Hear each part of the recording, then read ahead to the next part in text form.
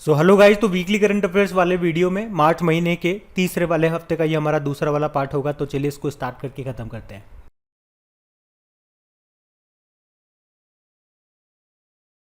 तो इस प्रश्न में आपसे पूछा जा रहा है, मार्च 2022 में यूके के प्रतिष्ठित योटो कार्नेगी मेडल के लिए किस भारतीय मूल के लेखक को चुना गया?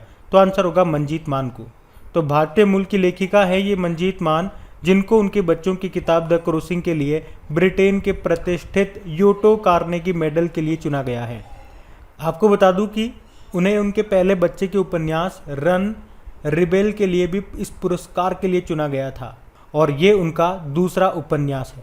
बाकी दीपक धर ये पहले भारतीय हैं जिन्हें बोल्ट्जमैन अवार्ड के लिए चुना गया था। नारायण प्रधान 31वां जीडी बिरला अवार्ड मिला था इन्हें। और सतीश अडिगा अभी ICMR ने यानी कि Indian council of medical research ने डॉक्टर सुभाष मुखर्जी अवार्ड से सम्मानित किया था इनको। ध्यान रखना। ये बढ़ते आगे। चलिए बताइए, भारत में कौन सा कोयला क्षेत्र वर्तमान में भारत की सबसे बड़ी कोयला उत्पादन कंपनी है, जिसका उत्पादन 2021-22 में 157 मिलियन टन को पार कर गया? तो आंसर होगा महानदी कोल फील्ड्स लिमिटेड। तो कोल इंडिया की सहायक कंपनी है ये महानदी कोल फील्ड्स लिमिटेड, जिसने अभी घोषणा की है कि वे देश की सबसे बड़ी कोयला उत्पादक बन गई है। वित्त वर्ष 2021-22 में कंपनी ने बताया कि उसने 157 मिलियन टन कोयले का उत्पादन किया है, जो कि इस चालू वित्त वर्ष में करंट फिस्कल ईयर के दौरान एक दिन में सबसे बड़ा उत्पादन था। अच्छा, कोल इंडिया का हेडक्वार्टर कहाँ पर है? कोलकाता में। और कोल कैपिटल ऑफ इंडिया किसको कहते हैं? धनबाद, झारखंड को कहते हैं। और इंडिया की most trusted public sector company का अवार्ड अभी किसको मिला था? ये करंट अफेयर्स का प्रश्न है, तो आंसर होगा कोल इंडिया को ही। ध्यान रखना। ये भी बढ़ते आगे।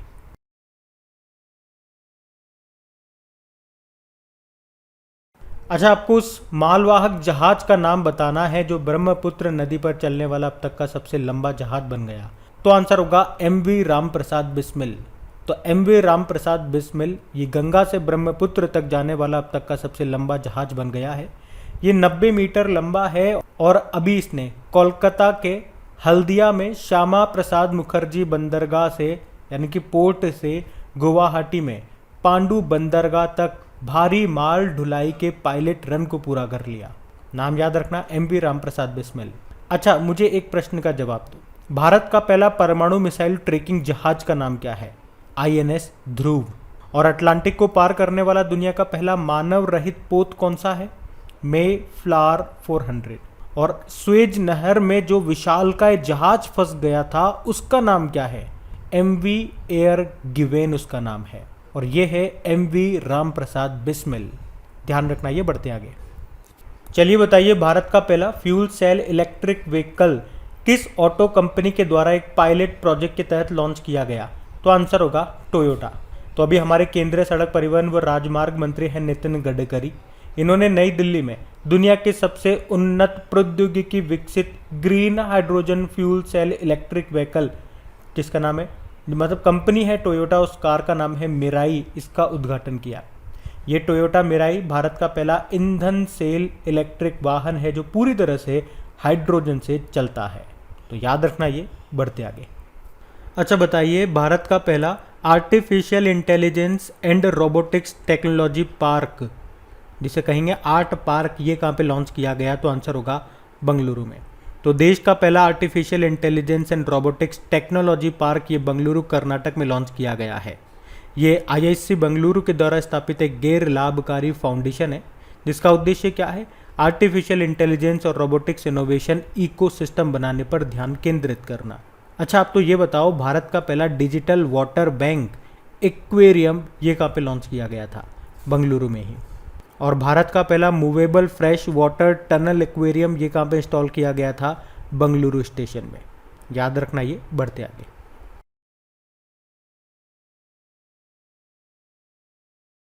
चलिए बताइए, मार्च 2022 में जारी ब्लूमबर्ग की रिपोर्ट के अनुसार बाजार पूंजीकरण के मामले में भारत के इक्विटी बाजार की रैंक क्या है? 5वीं। तो अभी बाजार पूंजीकरण मार्केट कैपिटलाइजेशन पर ब्लूमबर्ग ने एक रिपोर्ट जारी की है, जिसमें बताया कि पहली बार बाजार के इक्विटी मार्केट ने मार्केट कैपिटलाइजेशन के मामले में दुनिया के टॉप 5 में प्रवेश किया है। इक्विटी मार्केट मतलब वही शेयर मार्केट। तो 3.21 ट्रिलियन डॉलर के टोटल मार्केट कैप के साथ भारत 5वें स्थान पर है। पहले पे यूएस है, दूसरे पे चाइना है, तीसरे पे जापान है, चौथे पे हांगकांग है और अब भारत 5वें पे आ गया। ध्यान रखना, ये बढ़ते आगे।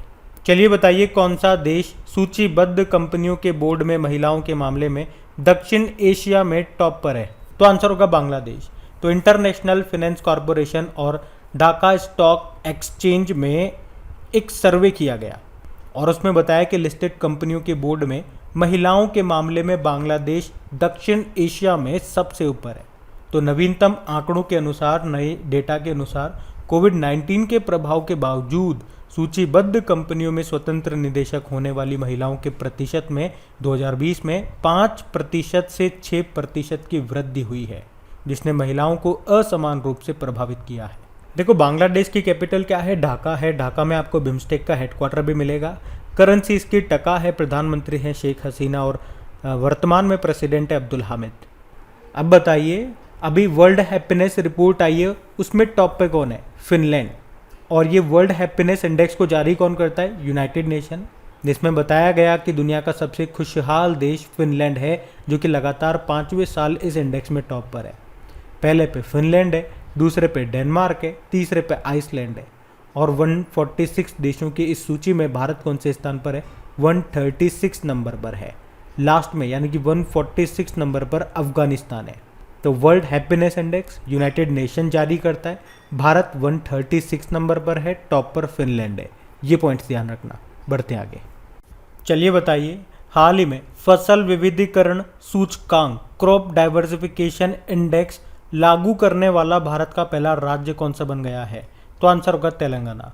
तो तेलंगाना भारत का पहला ऐसा राज्य बन गया है जिसने अपने फसल विविधीकरण पैटर्न को एक सूचकांक के रूप में दर्ज करके फसल विविधीकरण सूचकांक को अपनाया। तो क्रॉप डाइवर्सिफिकेशन इंडेक्स के अनुसार तेलंगाना में 77 किस्मों की फसल उगाई जाती है, जिनमें से फसल विविधीकरण के लिए केवल 10 फसलों को चुना जाता है। तो ये सूचकांक, ये इंडेक्स राज्य में भविष्य में फसल विविधीकरण के लिए आधार के रूप में काम करेगा। अच्छा, केरल को याद रखना गार्डन ऑफ स्पाइस, मसालों का बाग कहा जाता है। देखो, तेलंगाना की बात है तो तेलंगाना की कैपिटल है हैदराबाद। हैदराबाद किस नदी के किनारे स्थित है? तो मूसी नदी के किनारे। मुख्यमंत्री हैं के चंद्रशेखर राव और गवर्नर हैं तमिलिसाई सौंदरराजन, जो कि पुडुचेरी के लेफ्टिनेंट गवर्नर का भी अतिरिक्त प्रभार संभाल रही हैं। ध्यान रखना। ये बढ़ते आगे।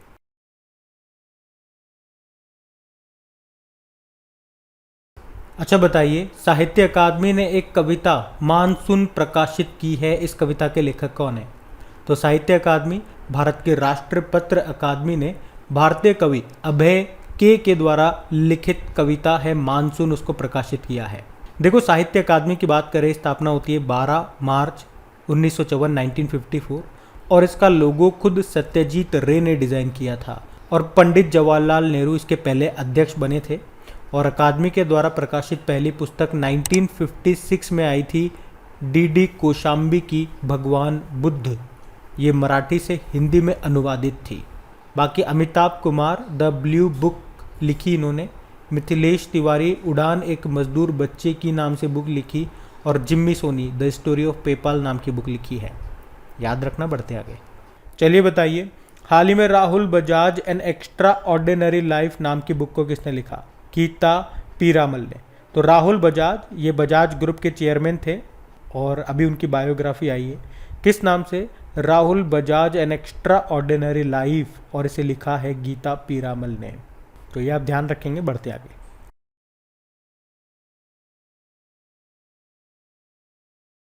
चलिए बताइए, हाल ही में आयुध निर्माण दिवस कब मनाया गया? तो आंसर होगा 18 मार्च को। तो हर साल आयुध निर्माण दिवस, ऑर्डिनेंस फैक्ट्रीज डे, यह 18 मार्च को मनाया जाता है।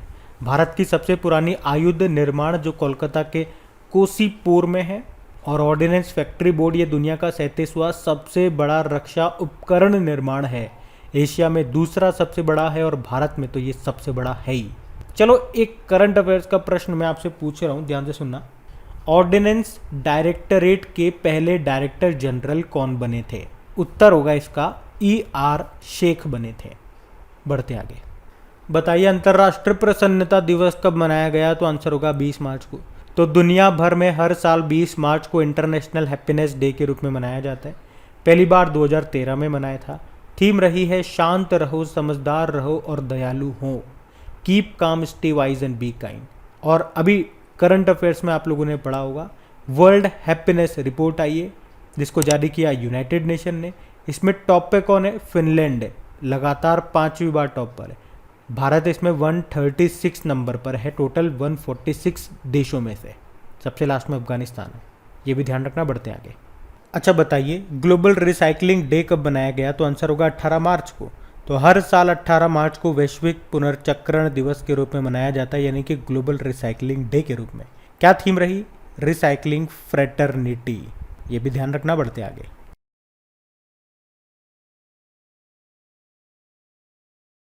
अच्छा बताइए, कौन सा देश एशिया कप 2022 की मेजबानी करेगा? तो आंसर होगा श्रीलंका। तो अभी एशियन क्रिकेट काउंसिल ने बताया कि श्रीलंका 27 अगस्त से 11 सितंबर तक एशिया कप 2022 की मेजबानी करेगा। इस बार ये टूर्नामेंट T20 फॉर्मेट में खेला जाएगा।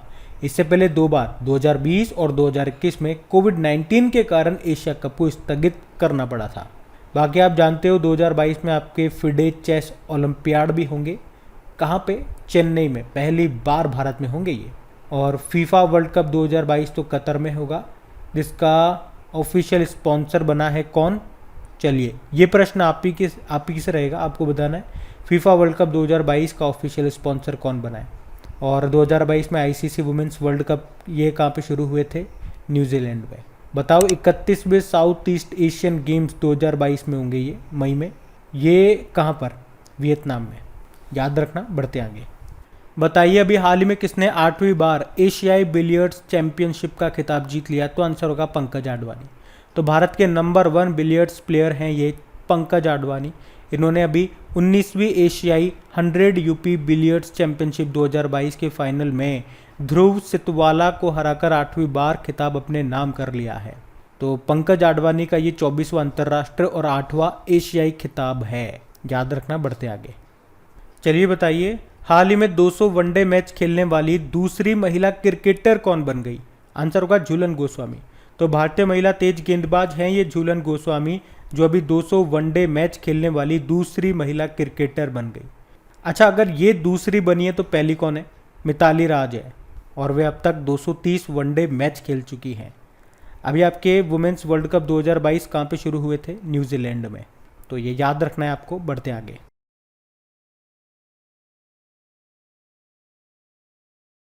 अच्छा बताइए, हाल ही में किन कालीनों को QR कोड आधारित GI टैग दिया गया? तो आंसर होगा कश्मीरी कालीन। तो अभी कश्मीरी हस्त निर्मित यानी कि हाथ से बने हुए कालीनों को QR कोड आधारित GI टैग मिला है। तो मतलब अब QR कोड को स्कैन करके ग्राहक अब आसानी से कालीन की पूरी जानकारी ले पाएंगे। इससे क्या होगा? इससे कालीन के नकली उत्पादन को खत्म किया जा सकता है। और अभी 2020-21 में 115 करोड़ रुपए के कालीन जर्मनी को निर्यात भी किए गए हैं, एक्सपोर्ट भी किए गए हैं। GI मतलब होता है ज्योग्राफिकल इंडिकेशन, और पहला GI टैग मिला था 2004-05 में। चलो आप बताओ, पहला GI टैग किसको मिला था, किस प्रोडक्ट को मिला था? हम बढ़ते आगे। चलिए बताइए, हाल ही में यूजीन पार्कर का निधन हो गया। वे क्या थे? वैज्ञानिक थे। यूजीन पार्कर एक भौतिकी विज्ञानी थे जिन्होंने सौर पवन यानी कि सोलर विंड के अस्तित्व का सिद्धांत दिया था, लेकिन अभी 94 वर्ष की उम्र में इनका निधन हो गया। नाम ध्यान रखना, यूजीन पार्कर। बढ़ते आगे। चलिए बताइए, हाल ही में TCS के MD CEO के रूप में किसे नियुक्त किया गया? तो आंसर होगा राजेश गोपीनाथन को। तो अभी TCS ने राजेश गोपीनाथन को फिर से अगले 5 सालों के लिए MD CEO के रूप में नियुक्त किया है। बाकी N चंद्रशेखरन एयर इंडिया के चेयरमैन बने थे।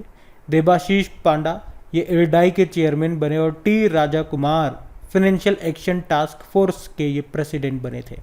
बढ़ते आगे। अच्छा बताइए, हाल ही में 35वां सूरजकुंड अंतर्राष्ट्रीय शिल्प मेला ये कहाँ पे शुरू हुआ? तो आंसर होगा फरीदाबाद में। तो अभी 19 मार्च से ही हरियाणा के फरीदाबाद में 35वां सूरजकुंड अंतर्राष्ट्रीय मेला ये शुरू हुआ। ये एक शिल्प मेला है, क्राफ्ट मेला है। इस मेले में 30 से ज़्यादा देशों ने पार्टिसिपेट किया, और इसमें भागीदार देश था उज्बेकिस्तान और थीम स्टेट था जम्मू कश्मीर। ये आपको ध्यान रखना है। बढ़ते आगे। फिर बताइए, अभी किस बैंक ने कॉरपोरेट ग्राहकों के लिए ग्रीन डिपॉजिट प्रोग्राम शुरू किया? तो आंसर होगा डीबीएस इंडिया। तो अभी डीबीएस इंडिया बैंक ने कॉरपोरेट ग्राहकों के लिए अपना ग्रीन डिपॉजिट प्रोग्राम शुरू करने की घोषणा की है। इसका उद्देश्य क्या है? कंपनियों को पर्यावरण के अनुकूल परियोजनाओं का समर्थन करने के लिए एक आसान तरीका प्रदान करना। नाबार्ड याद होगा, अभी इसने प्राकृतिक खेती को बढ़ावा देने के लिए जीवा प्रोग्राम शुरू किया था। आईसीआईसीआई बैंक, इसके एमडी सीईओ हैं संदीप बख्शी, जिनको business standard banker of the year 2020-21 के रूप में चुना गया था। और एक्सिस बैंक, ये पॉइंट ऑफ सेल मशीन स्थापित करने के मामले में देश का दूसरा सबसे बड़ा बैंक बना था। बढ़ते आगे। तो इसी क्वेश्चन के साथ मार्च महीने के तीसरे वाले हफ्ते का ये आपका दूसरा पार्ट भी खत्म हो गया। और सेशन अच्छा लगा है, आप लोग चाहते हो इसी तरह से सेशन कंटिन्यू रहे, तो प्लीज़ वीडियोस को सपोर्ट भी करा करें। इन्हें अपने दोस्तों के साथ में शेयर ज़रूर करें और लाइक ज़रूर करें। Thank you.